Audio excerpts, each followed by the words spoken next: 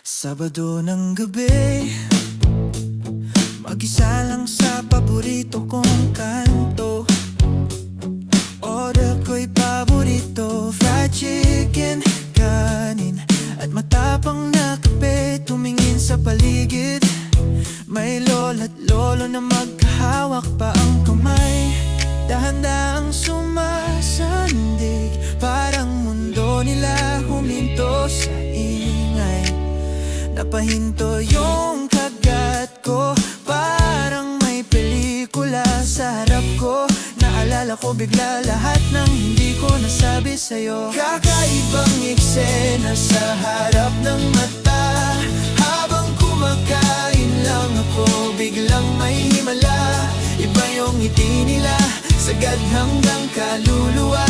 Parang sinasabing wag mong sayangin ang sinta.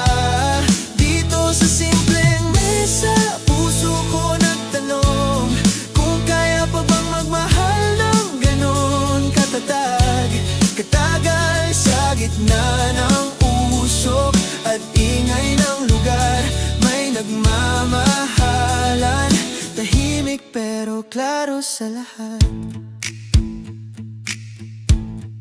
Sa dulo may magjowa, nag-aaway sa ketchup at sa suka. Pero sa bandang huli, nagbate sa isa't isang pagtawa. May batang umiyak, tinakpan ng nanay ng halik ang kanyang luha. Habang pinapanood ko, ikaw ang bumabalik sa isip ko. Bigla tinapos ko yung kanin, pero busog na yata puso ko. Biglang gustong tawagin pangalan mo sa loob ng resto. Kakaibang eksena sa harap ng mata. Habang kumakain lang ako, biglang may himala.